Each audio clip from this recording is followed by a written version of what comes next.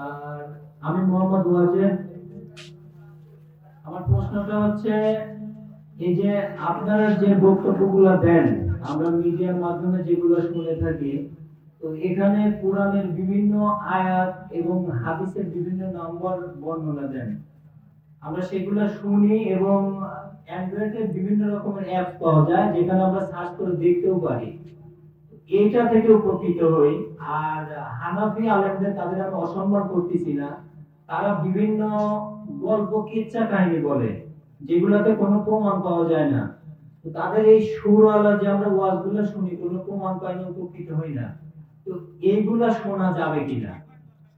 ওয়ালাইকুম আসসালাম রহমতুল্লাহ বারকাতু। এক ভাই প্রশ্ন করেছেন, বিশেষ করে আমরা যখন আলোচনা করি সেই সময় রেফারেন্স ভিত্তিক কোরআন সুন্নাহর আলোকে আলোচনা করি, আপনারা সেগুলো চেক করে দেখতে পারেন। অপরদিকে ভাই বলেছেন, অনেক আলেম ওলেমা আছে যারা আলোচনা করে বিভিন্ন কেচ্চা কাহিনী বলে, এগুলো তথ্য যাচাই করা যায় না। এখন এদের আলোচনা শোনা যাবে কি যাবে না? প্রথম কথা আমি একটা মনে করি জিনিস এটা, আপনাকে আগেই বলেছি, যখন মতনৈক্য মতভেদী কোনো বিষয় আসবে সেই সময় তো আমাদেরকে কোরআন সুন্নাহ এটাকে গ্রহণ করতে হবে। কি ভাই? কোরআন সুন্নাহ। আমি কি বলছি ভাই আমাকে মানতে হবে সেই সময়, বা অমুক পীরের কাছে যেতে হবে বলছি না? সেসব কোরআন হাদিসটাকে মেনে নেন। কোরআন হাদিসে আপনি দেখবেন যে না, এই কথাটা এটা আছে এটা নেই, আপনি গ্রহণ করে নেন। আমি বলছি না যে অমুক আপনাকে হুজুরে বই পড়তে হবে বা অমুক হুজুরের কাছে যেতে হবে। আমাদের একটাই দাবি, যখনই মতনৈক্য হবে ভাই, আপনার কাছে যে আল্লাহর কোরআনটা আছে, রসুলের হাদিস শরীফ আছে, এটা আহলে হাদিস বলে আপনি পড়বেন না, এমনও যেন না হয়। আমি বলি, হানাফি দেওবন্দি ভাইরা যেসব কোরআনে অনুবাদ করেছে, বেরলবিরা যেসব কোরআনে অনুবাদ করেছে, ওগুলোই পড়েন। আমরা বলি না যে আমাদের অনুবাদ পড়তে হবে। যে আপনি আরবি না জানেন, আপনি বাংলা, যেটা মৌলানা আজিজুল হক কাশেমি শাইখুল হাদিস, তিনি প্রথম সহিহ বুখারী অনুবাদ করেনি ভাই, তা তো হানাফি। তিনি একজন বড় বিদ্বান, তাকে সম্মান করি। আল্লাহ সুবহানাহু ওয়া তাআলা জান্নাতুল ফেরদৌস দান করুক, আমিন। তার যে বুখারী শরীফ আছে, বুখারীটা বের করে একবার পড়েন, যে হুজুর বলে গেলে এই কাজটা করতে হবে, বুখারীতে আছে। তো আপনি আমাদেরকে বিশ্বাস না করলে শাইখুল হাদিস আল্লামা আজিজুল হক কাশেমি রাহিমাহুল্লাহ তার বুখারী অনুবাদটা বের করে পড়েন। বাংলাদেশ ইসলামিক ফাউন্ডেশন থেকে বুখারী, মুসলিম, আবু দাউদ, তিরমিজি, ইবনে মাজাহ, নাসাই, সুনান দারিমি, দারেকুতনি, মুসনাদে আহমদ অনুবাদ হয়েছে কি হয় নাই? হয়েছে। ইসলামিক ফাউন্ডেশন, যেটা শেখ মুজিবুর রহমান দ্বারা এটা প্রতিষ্ঠিত হয়েছিল, সেই সময়তে একবার ইসলামিক ফাউন্ডেশনের বুকটা খুলে দেখেন যে আমাদের কথাগুলো আসলে আছে না নেই। তাই আমরা বলি, যখন কোনো আলোচকের আলোচনা শুনবেন সে সময় তথ্য নেবেন। সে সময় কি নেবেন? তথ্য নেবেন। আল্লাহ রাসূল তিনি বলছেন, ফাসালু আহলা যিকরি ইন কুনতুম লা তা'লামুন বিল বায়িনাত ওয়াজ যুবুর। সূরা নাহাল 16 আয়াত নম্বর 43 এবং 44। আল্লাহ বলছে, তোমরা যদি না জানো, জ্ঞানী মানুষের কাছে জিজ্ঞাসা করো, এবং প্রমাণ ভিত্তিক, বিল বায়িনাত প্রমাণ লাগবে, ওয়াজ যুবুর এবং স্পষ্ট প্রমাণ লাগবে।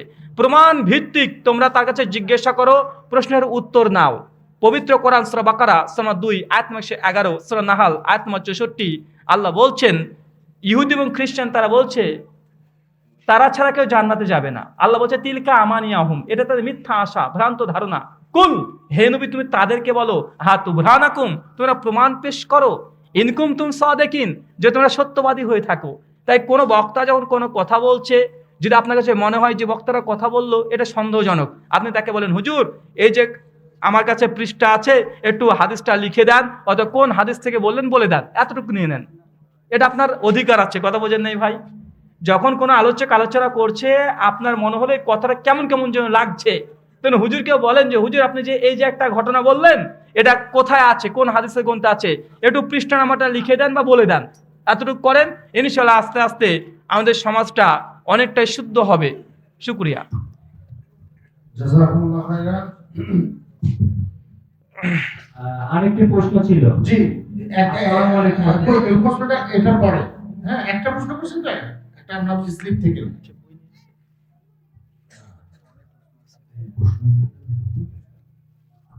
জি, একজন ইমাম সালাত শেষ করে তার পায়ের নিচে দেখে গোবর, আচ্ছা গোবর, বা তার পায়ে গোবর, তার সালাত হয়েছে কিনা তারপরে নিয়ম। ওয়ালাইকুম আসসালাম রহমতুল্লাহ বারকাতু। এক ভাই প্রশ্ন করেছেন, একজন ইমাম সাহেব সালাত আদায় করেছেন, নামাজ শেষে দেখছেন যে পায়ের নিচে গোবর ছিল। এখন এই ব্যক্তিদের সালাত হয়েছে কি হয় নাই? প্রথম কথা মনে রাখবেন, যেসব প্রাণীর মাংস খাওয়া হালাল, তাদের প্রস্রাব অথবা পায়খানার অংশ বিশেষ যদি আপনার শরীরে বা কাপড়ে লাগে, আপনার জন্য এই জামা বা কাপড়টা যে অপবিত্র হয়ে গেল এমনটা নয়। কথা বুঝতে পারছেন? যেসব প্রাণীর মাংস খাওয়া হালাল, যেমন মুরগির মাংস খাওয়া হালাল, গরুর মাংস খাওয়া হালাল, ছাগলের মাংস খাওয়া হালাল। এখন ছাগলের লা দিয়ে আপনার এই পাঞ্জাবিতে একটু লেগে গেছে, টাচ করে গেছে, এই জন্য আপনার পাঞ্জাবি যে অপবিত্র হয়ে গেছে এমনটা নয়। বা আপনি লুঙ্গি পরে গরুর দুধ চুয়াচ্ছেন, এই সময়তে প্রস্রাবের কয়েক ফোঁটা আপনার শরীরে লেগে গেছে বা লুঙ্গিতে লেগে গেছে, এখন এই লুঙ্গিটা পরে আপনি সালাত আদায় করতে পারবেন। তবে মানুষের প্রস্রাব এবং যেসব প্রাণীর মাংস খাওয়া হারাম, যেমন কুকুর, শূকর, এই শ্রেণীর যেগুলো হারাম যেসব প্রাণী, এদের যদি প্রস্রাব, পায়খানা, মুখের লালা এগুলো যদি আপনার পোশাকে লেগে যায় বা শরীরে টাচ করে, তাহলে সেগুলো কি হয়ে যাবে?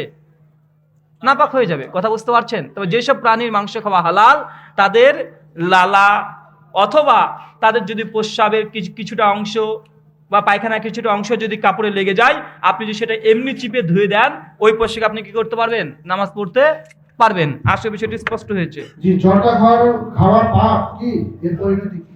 জর্দা খাওয়া ফরজ। ভাই বলছেন জর্দা খাওয়া কি পাপ হবে? ভাই এ ফটো আমাদের কাছে নেন কেন? আপনাদের এলাকায় সবচেয়ে ভালো জর্দা কোম্পানির নাম কি? হাকিমপুরি জর্দা। তো হাকিমপুরি জর্দার উল্টো পৃষ্ঠায় কি লেখা থাকে? জর্দার শরীরের স্বাস্থ্যের জন্য উপকার, ভিটামিন সি আর ডি থাকে, এরকম কিছু লেখা থাকে। কি থাকে ভাই? ক্ষতিকর। ক্ষতিকরের আরবি শব্দ মাকরু, বোঝেন নাই? তো ফতুয়া যে আবিষ্কার করেছে বিশেষ করে জর্দা, হাকিমপুরি, তারাই বলছে যে এই জর্দা হচ্ছে ক্ষতিকর। মাকরু হুজুরের ভাষায়, মাকরু মানে খারাপ, মাকরু মানে ক্ষতিকর, মাকরু মানে অপছন্দনীয়, মাকরু মানে নিন্দনীয়। এখন হুজুর কি খায়? খারাপ খায়। তো যে হুজুর খারাপ খায়, এ হুজুর কি ভালো? কথা বলেন। হুজুর যদি খারাপ খায়, তো এই হুজুরকে ভালো বলতে পারবেন? সূরা ইবনে মাজাহ হাদিস নাম্বার 3388, আল্লাহ নবী তিনি বলেছেন, কুল্লু মুশকির খামরুন, কুল্লু খামরুন হারামুন। যেসব জিনিসের নেশা হয় তার সবগুলোই হারাম। যেসব জিনিসের নেশা হয় তার সব হারাম। আল্লাহ রসুল বা আল্লাহ সুবহানাহু ওয়া তাআলা এই জর্দার নাম, বিড়ির নাম আর গাঞ্জার নাম আর হিরোইনের নাম আলাদা করে বলার দরকার হয় নাই। এক কথা হচ্ছে খামার, যার মধ্যে নেশা সৃষ্টি হয় এটাই হারাম। এখন জর্দাতে নেশা হয় কি হয় না? এখন জর্দা যদি নেশা হয় তা জর্দা কি হালাল? হারাম। এখন যদি বলেন যে জর্দা যে হারাম, কোরআন হাদিস থেকে দেখাও, তো ভাই কোরআন হাদিস থেকে খামারের কথা আছে। আর খামার মানে যার মধ্যে নেশা সৃষ্টি হয়, আপনার মন বা মস্তিষ্কের মধ্যে একটা প্রভাব ফেলে, এটাই হচ্ছে মদ, এটা হচ্ছে হারাম জিনিস। এখন আলাদাভাবে হিরোইনের নাম লেখা থাকতে হবে এমনটা না। কারণ যদি এখন নেশাজাত দ্রব্য নামই যদি শুধু লেখা থাকে, তো কতগুলো ব্র্যান্ড আছে রে ভাই, সবগুলো কোরআন এসে লিখতে গেলে একটা গোটা বই লাগবে। তার জন্য একটা কোরআন ছোট্ট একটা শব্দ দিয়ে যাতেই নেশা হয় সেটাই হারাম। জি জি, প্রশ্ন করুন, নাম বলে প্রশ্ন করুন। আসসালামু আলাইকুম। ওয়ালাইকুম আসসালাম। আমার আরেকটি প্রশ্ন, সেটি হচ্ছে, আমরা এই যে মিডিয়ার মাধ্যম দিয়ে অনেকেই হানাফি সমাজ থেকে আহলে হাদিস বা সহিহ আকীদায় আসছে যারা, এরা যখন বিভিন্ন জায়গায় বিভিন্ন মসজিদে সালাত আদায় করার সময় জোরে আমিন বা বুকে হাত বাঁধার কারণে তারা সরাসরি বলেই ফেলে যে আপনি এটা কোথায় পাইছেন? আমি তো ইসলামের জ্ঞানের গভীরতা আমার অতটুকু নেই, সেক্ষেত্রে তারা আমাদের সাথে তর্কে লিপ্ত হয়। তো সেখানে চুপচাপ থাকা ভালো না তাদের সাথে তর্ক করা ভালো? ওয়ালাইকুম আসসালাম ওয়া রাহমাতুল্লাহি ওয়া বারাকাতুহু। ভাই প্রশ্ন করেছেন, অনেক সময় তো যখন সালাত আদায় করেন সেই সময় কেউ দলিল লিখতে চায়, সেই সময় চুপ থাকবেন না কথা বলবেন? যদি আপনার জানা থাকে আপনি কথা বলবেন। আল্লাহ নবী তিনি বলছেন, সহিহ বুখারী হাদিস 3461, বাল্লিগু আন্নী ওয়ালা আয়া, একটা কথাও যদি জানা থাকে তুমি সেটা পৌঁছে দাও। যদি আপনার জানা থাকে যে আমরা বুকের উপরে হাত বাঁধি, কারণ সুনান আবু দাউদ, সহিহ ইবনু খুজাইমা হাদিস নাম্বার 479, আল্লাহ রাসূল তিনি বাম হাতে পরে ডান হাত রেখে আলা সাদরিহি তিনি বুকের উপরে রাখতেন। যদি হাদিস জানা থাকে তাকে হাদিসটা বলে দেন, আর যদি জানা না থাকে চুপ থাকেন। আল্লাহ রাসূল তিনি বলছেন, সহিহ বুখারী 6111 নম্বর হাদিস, যে চুপ থাকা এটা একটা কি? এটা একটা ইবাদত। বললে ভালো কথা বলো, নচেত কি থাকতে হবে? চুপ থাকতে হবে। যদি না জানেন, ভুল ভালো মিথ্যা কথা বলার দরকার নেই, চুপ থাকেন। আর যদি জানেন সহি একটা কথা, সেটা আপনাকে প্রচার করতে হবে। জি। আচ্ছা, একটা বিশেষ ঘোষণা, আমার লেখা বাংলাদেশ থেকে কিছু বই বের হয়েছে, টোটাল 7খানা বই আপাতত বাংলাদেশ থেকে বের হয়েছে, ইনশাল্লাহ আরো 3-4টে বই আসছে। তার মধ্যে একটা বই আছে হানাফি মাযহাব এবং আহলে হাদিসের মধ্যে মতনৈক্য সমস্যা সমাধান, ইখতিলাফ নিরসন, যেটা হানাফিবাদের সঙ্গে আমাদের যে মতনৈক্যগুলো হয় এগুলো সমাধান কিভাবে হবে এই নিয়ে একটা বই রচনা করা আছে, নামাজের তাকবীর থেকে সালাম পর্যন্ত ডিটেলস দলিল আদিল্লার মাধ্যমে। আরেকটা বই আছে রফুল ইয়াদিন কি মানসুখ, যারা আমরা রফুল ইয়াদিন করি অনেকে বলেন না মানসুখ হয়ে গেছে, এটা এক্সপায়ার হয়ে গেছে, এটা করা যাবে না, তো তারা যেসব অভিযোগগুলো করে তার খণ্ডনগুলোকে এই বইটা। আরেকটা বই আছে মৃত ব্যক্তির জন্য জীবিতদের করণীয় এবং বর্জনীয়, আপনার বাপ মা মারা গেছে, ছেলে হিসেবে বাপ মার জন্য কি করতে পারবেন কি করতে পারবেন না, দুটোই লেখা আছে। আরেকটা বলা আছে প্রকৃত আহলুস সুন্নাহ কে, আরেকটা বই আছে শেখ মুজিবুর রহমান মাদানী হাফেজাহুল্লাহ সম্পাদনা করা হয়েছে। আরেকটা হচ্ছে তাকলিদ বিভ্রান্তি নিরাসন, মাযহাব প্রসঙ্গে পক্ষে বিপক্ষে আলোচনা করা হয়েছে।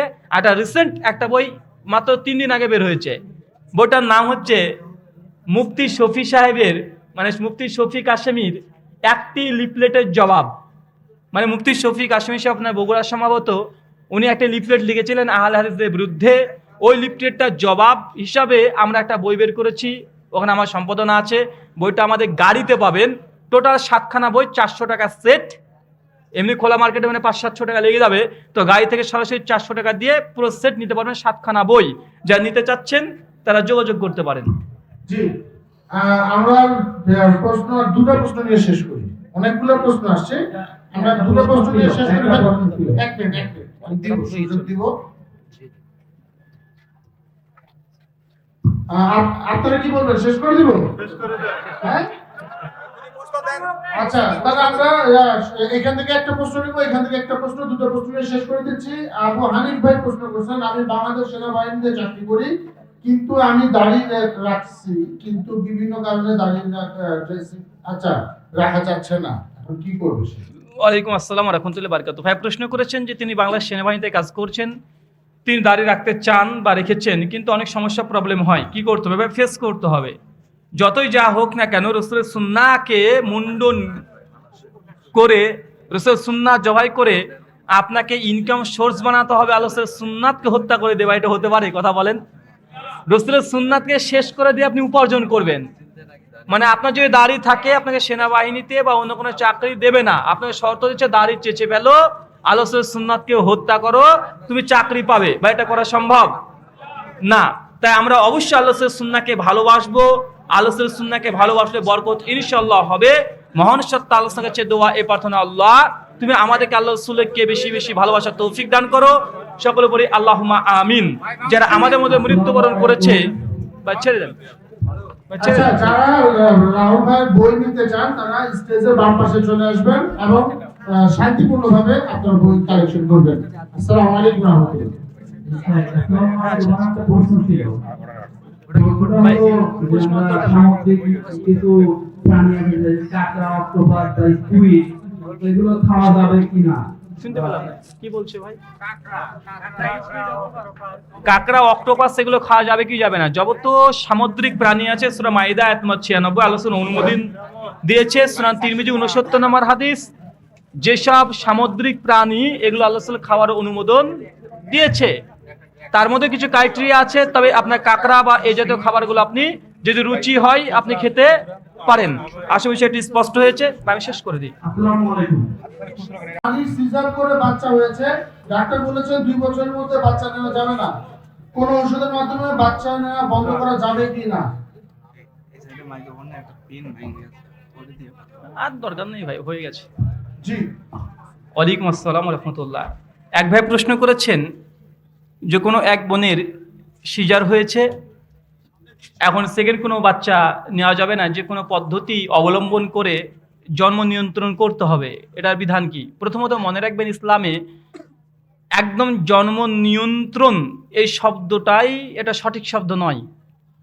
জন্ম নিয়ন্ত্রণ করা এটা সঠিক শব্দ নয়, কারণ জন্ম নিয়ন্ত্রণ মানে সন্তান আপনি নেবেন কি নেবেন না, বা এটা আপনার এখতিয়ারে আছে। সূরা সূরা আয়াত নম্বর 51 আল্লাহ বলছেন, কাকে আমি পুত্র সন্তান দেব, কাকে আমি পুত্র সন্তান দেব, কাকে কন্যা সন্তান দেব, কাকে বন্দা করে দেব, এটা আমি আল্লাহর কাজ। কার কাজ? এটা আল্লাহর কাজ। তাই জন্ম নিয়ন্ত্রণ কোনো মানুষ, কোনো ব্যক্তি, কোনো ঔষধের দ্বারা সম্ভব নয়। তবে বিশেষ করে সমস্ত ওলামারা একমত, যখন কোনো ডক্টর পরামর্শ দিচ্ছে যে আপনার স্ত্রী এখন 2 বার সিজার করা হয়ে গেছে, তৃতীয় যদি সন্তান নিতে চান, আপনার স্ত্রীর জন্য এটা মৃত্যুর একটা কারণ হতে পারে। এই সময়তে ক্ষণস্থায়ী বিভিন্ন পদ্ধতি অবলম্বন করে কিছুদিন বিরতি রেখে আপনি যদি বাচ্চা নিতে না চান, এটা বৈধতা আছে। এর জন্য তারা দলিল পেশ করেছে সুনান ইবনে মাজাহ কিতাবুন নিকাহ হাদিস নাম্বার 2118। আল্লাহ রাসূলের কাছে একজন সাহাবী এসে বলছে, ইয়া রাসূলুল্লাহ, আমি চাই না আমার দাসীটা সে গর্ভধারণ করুক বা আমার সন্তান তার পেটে আসুক, এই জন্য আমি আজল করি। আজল এটার অর্থ হচ্ছে যখন আপনার শরীর থেকে স্পাম মানে বীর্য বেরোতে যাবে, সেই সময় স্ত্রীর জনিতে না ফেলে বাইরে ফেলে দেওয়া, এটাকে বলা হয় আজল করা। তো আল্লাহ সাল্লাম এই মানে জিনিসটা করি। আল্লাহ সাল্লাহ হাসতে হাসতে বলছে যে তুমি চেষ্টা করতে থাকো, আল্লাহ যদি দিয়ে দেয় এটার ক্ষমতা নাই। কিছুদিন পরে সাহাবী এসে বলছে যে ইয়া রাসূলুল্লাহ, আমার ওই দাসীটা এখন গর্ভবতী হয়ে গেছে। আল্লাহ রাসূল তখন জিজ্ঞেস করছে, তোমাকে বলেছিলাম। তার মানে এখান থেকে আল্লাহ রাসূল দুটো পরামর্শ দেয়। এক, কেউ যদি অস্থায়ীভাবে বাচ্চা এখন নিতে না চায়, এর জন্য বিভিন্ন পদ্ধতি অবলম্বন করে, হতে পারে কন্ডম বা বিভিন্ন ঔষধ, ট্যাবলেট বা এই আজল পদ্ধতি, এগুলো সবগুলো বৈধ। তবে একদম বন্ধ করে দিবেন, একদম অপারেশন করে দিয়ে বন্ধ করে দিবেন, এটা ইসলামে হারাম। আসলে সেটি স্পষ্ট হয়েছে। জাযাকুমুল্লাহ খায়রান জাযাকাল্লাহ। যে দ্বিতীয় প্রশ্ন, সাহু সিজদা সুন্নাত তরিকায় কয়টি? একটু হাদিসের দলিল দিয়ে বলুন। ওয়ালাইকুম আসসালাম ওয়া রাহমাতুল্লাহি ওয়া বারাকাতুহু। ভাই প্রশ্ন করেছেন সহসিজদা হাদিসের আলোকে কয়টি? মিশকাত হাদিস 950, 51, 52, 53 পরপর সহসিজদা একটা অধ্যায় আছে। আল্লাহ রাসূল মুহাম্মদ সাল্লাল্লাহু আলাইহি ওয়াসাল্লাম আসরের সালাত তিনি 4 রাকাতের জায়গায় 3 রাকাত পড়ে সালাম ফিরিয়ে দিয়ে তিনি চলে যাচ্ছেন। সাহাবীরা এসে বলছে, ইয়া রাসূলুল্লাহ, নামাজ কি কমিয়ে দেওয়া হয়েছে না আপনি ভুলে গেছেন? আল্লাহ বলছে, না, নামাজ কমিয়েও দেওয়া হয়নি, আমি ভুলেও যাই নাই। তারপর রাসূল বেরিয়ে যাচ্ছেন, আর একজন সাহাবী বলছে, আল্লাহ রাসূল, নামাজ কি কমিয়ে দেওয়া হয়েছে না আপনি ভুলে গেছেন? আল্লাহ রাসূল দুজনের কাছ থেকে একই প্রশ্ন শুনে অবাক, যে কি ব্যাপার, দুজনে একই কথা বলছে। বাকি সাহাবী এসে বলছে, কি ব্যাপার, আমি কি নামাজ কম পড়িয়েছি? সাহাবী বলছে, হ্যাঁ আল্লাহ রাসূল, আপনি তো 3 রাকাত পড়ালেন। আল্লাহ রাসূল সঙ্গে সঙ্গে মসজিদের সমস্ত সাহাবীদেরকে ডেকে এনে তিনি আরো 1 রাকাত নামাজ পড়ালেন, আত্মিয়াহাতু তারপরে পড়লেন, দুরুদ পড়লেন, মাসুরা পড়লেন, তারপরে পরপর 2টো সিজদা দিলেন। একবার ডান দিকে সিজদা দিয়েছে এমনটা নয়, এটা শেষ হয়ে যাওয়ার পরে 2 বার সিজদা করেছে। সিজদা করে উঠে বসে তারপর আবার সালামটাকে ফিরে দিয়েছে। এটা সুনান আবু দাউদ এবং সহিহ মুসলিমের হাদিস। বিশেষ করে মিশকাত হাদিস 950 থেকে 954 পর্যন্ত পড়বেন, ডিটেলস ওখানে আছে। জাযাকুমুল্লাহ খায়রান। কোন কারণে স্ত্রীকে সাথে নিয়ে যদি বাজারে যাওয়ার প্রয়োজন হয়, তাহলে স্ত্রীর হাত ধরে বাজারে যাওয়া যাবে কি? ওয়ালাইকুম আসসালাম ওয়া রাহমাতুল্লাহি ওয়া বারাকাতুহু। বাহ, ভালো প্রশ্ন। যে কোনো সময় যদি স্ত্রীর কে নিয়ে বাজারে যেতে চান, সেই সময় হাত ধরে যেতে পারবেন কি পারবেন না? মনে রাখবেন, যে কোনো জিনিসের একটা শালীনতা আছে। এখন হাত ধরে আপনি কিভাবে যাচ্ছেন এটা নির্ভর করবে। আপনি আপনার স্ত্রীর হাত ধরতে পারেন, ভিড়ভাট্টা আছে, বউকে কেউ টেনে নিয়ে চলে যেতে পারে, যেন ধরতেও পারেন, সমস্যা নেই। তার মানে এমন যেন না হয় যে আপনি রাস্তাঘাটের মধ্যে যৌনতার মতো কোনো একটা জিনিস আকর্ষণ সৃষ্টি করছেন, অন্য কোনো নারী পুরুষের দৃষ্টি আকর্ষণ হচ্ছে এই জিনিসের মাধ্যমে, এমনটা যেন না হয়। কেন একজন মুমিনের জন্য তার স্ত্রীকে ভোগ করবে সে একটা জায়গাতে, নির্দিষ্ট জায়গায়। একদম খোল্লা আপনি এই কাজটা করবেন, অশ্লীলতা সরাবে, ইসলাম এগুলোকে পারমিশন দেয় না। আসলে সেটি স্পষ্ট হয়েছে। জাযাকুমুল্লাহ খায়রান জাযা। আপনারা কেউ কথা বলতেছেন, ভাই কথা বলবেন না। শেখ আসসালামু আলাইকুম, মসজিদের মাইকে মৃত্যু সংবাদ প্রচার করা যাবে কি? সুনান তিরমিজি 986 নম্বর হাদিস, আল্লাহ রাসূল বলেছেন, মানুষ যখন মৃত্যুবরণ করে তখন জাহেলিয়াতের যুগে যখন তাউন করা হতো, এইভাবে তোমরা করো না। এই তাউন শব্দের ব্যাখ্যা এক একজন এক এক রকমের করেছে। কোনো হাদিসে এসেছে যে নাই এই শব্দ দিয়ে। তো মূলত এই শব্দের ব্যাখ্যাতে ইমাম তিরমিজি তিনি বলে দিয়েছেন, মানুষ যখন মারা যায় সেই সময় মাইকে প্রচার করতে পারবে কি পারবে না। হাদিস 2 ধরনের আছে। এক হাদিস বলছে মৃত ব্যক্তি যদি মারা যায় তখন তার নাম করে প্রচার করা নিষিদ্ধ, এটা জাহেলি রীতি। অপরদিকে সহিহ বুখারীতে উল্টো হাদিস পাওয়া যায়। আল্লাহ সাল্লাল্লাহু আলাইহি ওয়াসাল্লাম একদিন সাহাবীদেরকে বলছে যে একটা বয়স্কা বৃদ্ধা নারী ছিল, ওই নারীটার কি অবস্থা? সাহাবী বলছে, ইয়া রাসূলুল্লাহ, উনি তো গতকাল রাত্রিতে মারা গেছে। আল্লাহ রাসূল তখন বলছেন, আমাকে খবর দিলে না?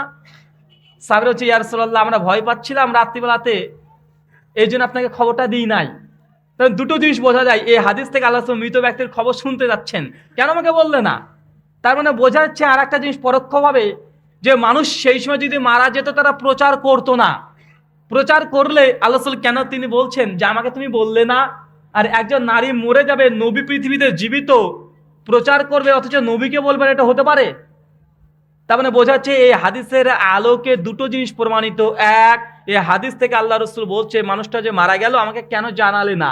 দুই, এখান থেকে প্রমাণিত হয় যে সাহাবীরা সেই সময়তে ওই বৃদ্ধা নারীটা যে মারা গেছে ঘটা করে প্রচার করেছে, এটা প্রমাণ হচ্ছে না। যদি প্রচার করতেন আল্লাহ রাসূল শুনতে পেতেন। অপরদিকে ইবনে মাজাহ আর তিরমিজির হাদিস আল্লাহ রাসূল বলছে যে মৃত ব্যক্তির যদি মারা যায় এটা প্রচার করাটা জাহেলি রীতি।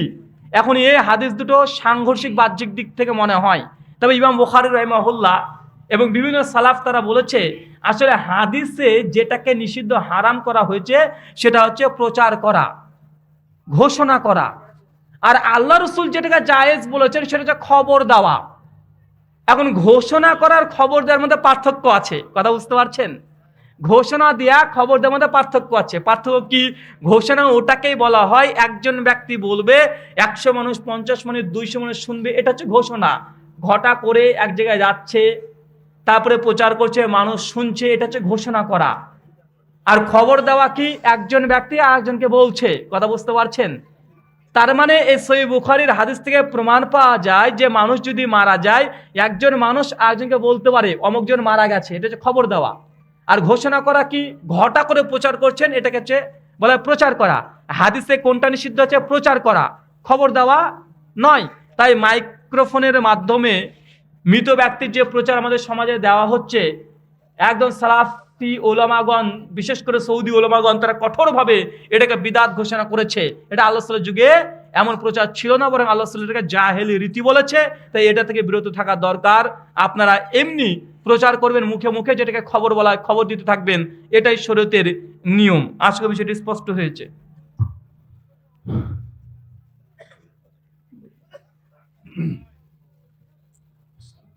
আমার পিতা একটি সুদের কিস্তির সাথে জড়িত, কিন্তু আমি তাকে নিষেধ করার পরও শোনে না, তাহলে কি আমার পাপ হবে?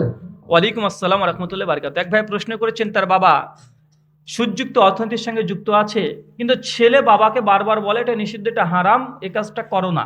এখন এই সন্তান কি তারপরে পাপী হবে? জি না, আপনি আর পাপী হবেন না। কারণ পাপী হবেন না এই জন্য, কারণ আপনি প্রতিবাদ করেছেন, হকটাকে প্রচার করেছেন, হকটাকে বুঝিয়ে দিয়েছেন, বলে দিয়েছেন, আপনার দায়িত্ব আপনি পালন করেছেন। কুলিল হাক্কু মির রাব্বিকুম ফামান শাআ, সূরা কাহাফ আয়াত নম্বর 29। আল্লাহ বলছে বলে দাও হক এসেছে তোমার রবের পক্ষ থেকে, যার ইচ্ছা গ্রহণ করবে, যার ইচ্ছা বর্জন করবে। সূরা গাশিয়া সূরা 88 আয়াত নম্বর 21, ফাযাক্কির ইন্নামা আনতা মুযাক্কির লাস্তা আলাইহিম বিমুসাইতির। আমাদের কাজ শুধুমাত্র সত্য হকটাকে মানুষের কাছে প্রচার করা, বাধ্য করা আমাদের কাজ নয়। সূরা ফাতির আয়াত নম্বর 15 আল্লাহ বলেছে একের পাপের বোঝা আরেকজনের উপরে বাড়তাবে না। বাপ যদি সুদযুক্ত অর্থনীতির সঙ্গে যুক্ত থাকে, সন্তান তাকে বলেছে, নিষেধ করেছে, তারপরে বাপ যদি সেটা বর্জন না করে, এজন্য সন্তান দায়ী হবে না। কেন? একের পাপের বোঝা আরেকজন বইবে না, বাপের পাপ বেটা বইবে না, বেটার পাপ বাপ বইবে না। আশা বিষয়টি স্পষ্ট হয়েছে। ভাই এখান থেকে দুইটা প্রশ্ন নেন। আসছে, প্রশ্ন করবেন? আচ্ছা, এখান থেকে যারা প্রশ্ন করতে চান নাম বলে প্রশ্ন করুন। একজন প্রশ্ন করবেন। আসসালামু আলাইকুম ওয়া রাহমাতুল্লাহ। ওয়ালাইকুম আসসালাম।